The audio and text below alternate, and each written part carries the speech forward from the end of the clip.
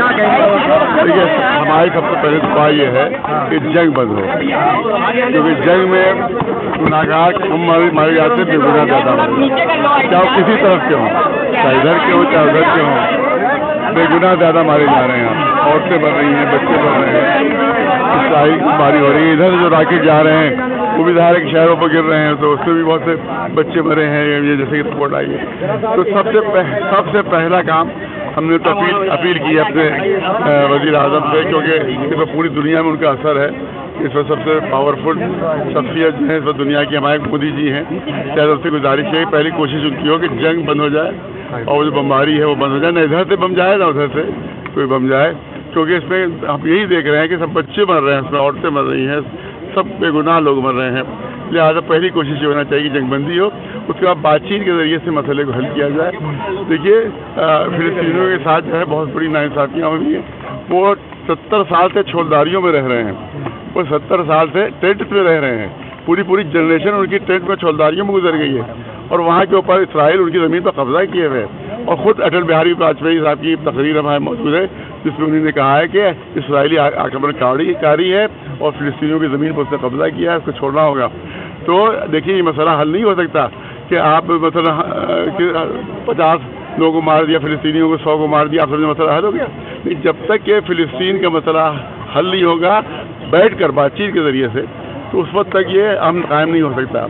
Israel हमेशा परेशानी में रहेगा जब तक वो ज़मीनों को छोड़ेगा नहीं। वो लिहाजा उसको ज़रूरी है कि वो ज़मीनें छोड़ के फिलिस्तीनियों को जो है वो वहाँ के उसकी जगहों को बसा दे वो, और उनको उनकी ज़मीन मिल जाए, तो खुद ब खुद अमन कायम हो जाएगा। यही हमने अपने यहाँ के प्राइम मिनिस्टर साहब से अपील की है कि बातचीत पहले तो सबसे पहला काम जंगबंदी का है कि जंगबंदी हो, ना इधर से कोई राकेट, ना उधर से कोई राकेट, ना इधर से कोई बम, ना उधर से भी कोई बम, ये ऐसा कुछ भी ना हो।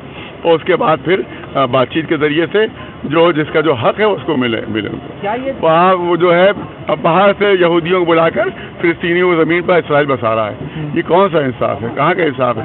इसराइली वो फिलिस्तीनी टेंट में रह रहे हैं, छोलदारियों में रह रहे हैं, और उनके घरों के ऊपर वो बाहर से वहाँ रूस से यहूदी आ रहे हैं और जर्मनी से यहूदी आ रहे हैं, और सबको उनको वहाँ पर बसाया जा रहा है। तो इसको इंसाफ नहीं कहते, और इससे कभी भी अमन कायम नहीं होगा। अगर अमन और सुकून इसराइल चाहता है कि इसराइल में अपना सुकून रहे, तो उनको फिलिस्तीनियों को उनका राइट, उनका अधिकार उनको देना होगा।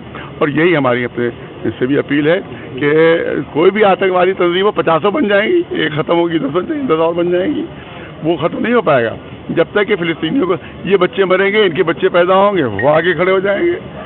तो ये मसला हल नहीं होने वाला उस वक्त तक जब तक कि फिलिस्तीनियों को उनका वतन न मिल जाए, फिलिस्तीनियों को उनकी जगह न मिल जाए, और फिलिस्तीनियों को उनका राइट अधिकार न मिल जाए। जो इसराइल का राइट है वो इसराइल तक रहे, जो फिलिस्तीनियों का राइट है वो फिलिस्तीनियों को मिलना चाहिए। यही हमारा कहना है।